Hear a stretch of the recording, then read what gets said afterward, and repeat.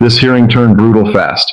Pete Hegseth walked in expecting a routine exchange, but Elissa Slotkin came loaded with facts, receipts, and zero patience. Within minutes, the questions got sharper, the pressure ramped up, and Hegseth suddenly looked completely on the defensive. What happened next is the moment everyone is talking about. Watch this. Senator Slotkin. Thank you, Chairman. Mr. Secretary, I said in your hearing, when you had your confirmation hearing, that my biggest concern with you at the helm was the potential use of the military in ways that contradict the Constitution or that taint what I hope we all want, which is an apolitical military.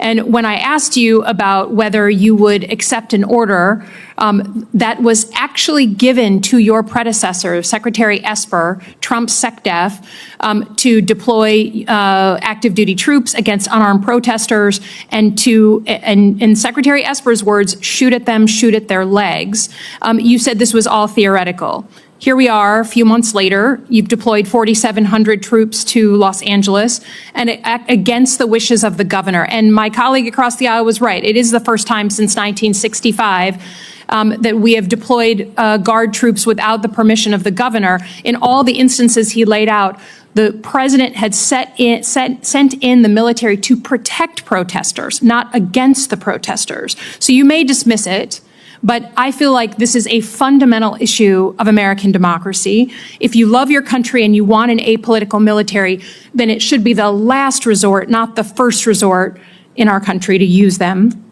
So to get to the non-theoretical, have you authorized the uniformed military to detain or arrest protesters in Los Angeles? Senator, I would just start by saying you're not a protester if you're throwing concrete 100%. at law Arrest those enforcement people. officers. Throw them in the jail. 100%. But what you're doing is something different. Everyone knows this is a political decision, right? So we don't trust that you're using the best interests of the military, certainly, and of democracy on top of that. So have you given the order? That's all I want to know. It's not theoretical. For the U.S. military, not law enforcement. They can arrest all day long. That's their job. Do they have the ability, the uniformed military, to arrest and detain protesters currently today?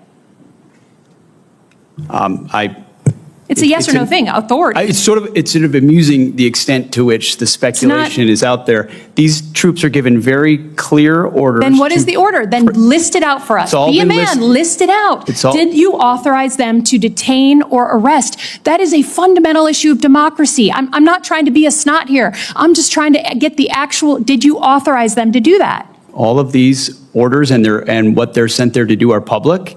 They are there so say it. So say it. Yes or no? I'd like to.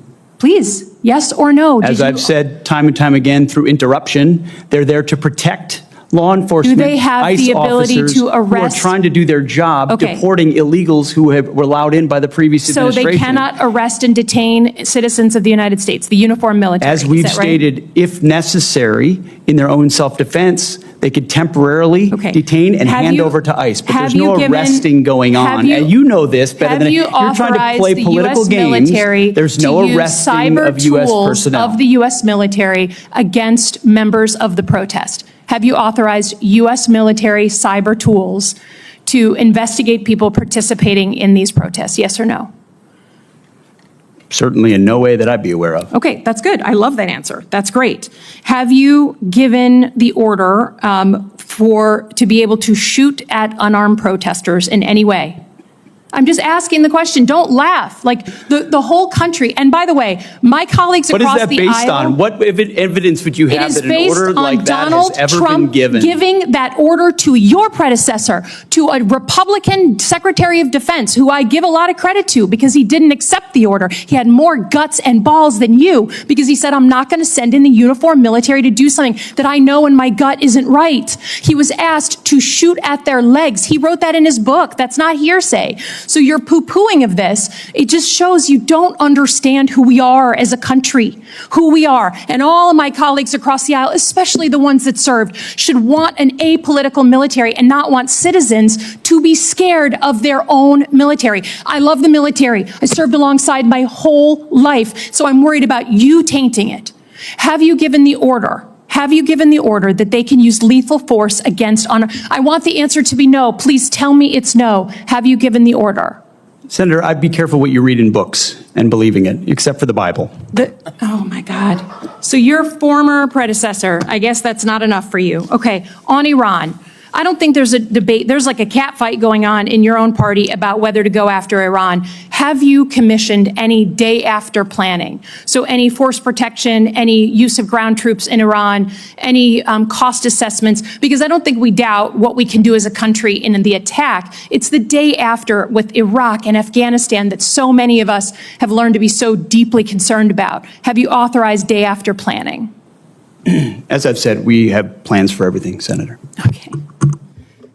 And I would also reiterate how we began, that there will be a classified portion of this 15 minutes after we adjourn. What unfolded in that hearing wasn't just another tense exchange on Capitol Hill. It was a revealing moment that exposed serious concerns about Pete Hegseth's leadership and priorities. Senator Elissa Slotkin's questioning cut straight through the political talking points and forced attention onto a troubling pattern. Decisions that appear reckless, poorly thought out, and disconnected from the real responsibilities of running the Department of Defense. When the discussion turned to the costly military campaign in the Red Sea, the numbers alone raised alarms: billions spent, valuable equipment lost, and yet no clear strategic success to show for it.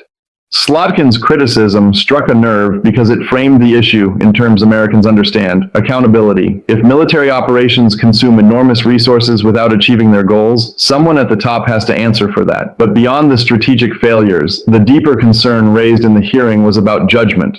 Slotkin highlighted allegations that sensitive operational information was handled carelessly, claims that, if true, would represent a stunning lapse in basic security protocol. For a defense secretary, safeguarding classified information isn't optional. It's one of the most fundamental responsibilities of the job. The mere possibility that such standards were ignored naturally raises questions about competence and discipline at the highest levels of leadership. And then there's the broader criticism that Hegseth has blurred the line between military readiness and domestic politics. Slotkin argued that troops should be focused on training for real national security threats, not being pulled into political theater or assignments that belong to civilian agencies. That argument resonates with many veterans and defense experts who believe the armed forces should remain laser-focused on defending the nation from external threats, not diverted into controversial domestic roles that risk politicizing the military. Perhaps the most striking aspect of the exchange, though, was how it underscored a pattern of misplaced priorities. Instead of concentrating on strategic planning, operational readiness, and troop welfare, critics argue that Hegseth has spent time on symbolic culture war issues that do little to strengthen the military's actual capabilities. Slotkin's questioning reflected a broader frustration shared by many observers. The Pentagon cannot afford leadership that treats serious defense responsibilities like a political stage. When American service members are deployed around the world, risking their lives and operating in complex environments, they deserve leadership that is disciplined, focused, and grounded in professional expertise, not distracted by ideology or careless decision-making. Whether one agrees with Slotkin's politics or not, the hearing forced a simple but unavoidable question into the spotlight. Is the Department of Defense truly being run with the level of competence, seriousness, and strategic clarity that the moment demands? For many watching that exchange, the answer looked increasingly uncertain.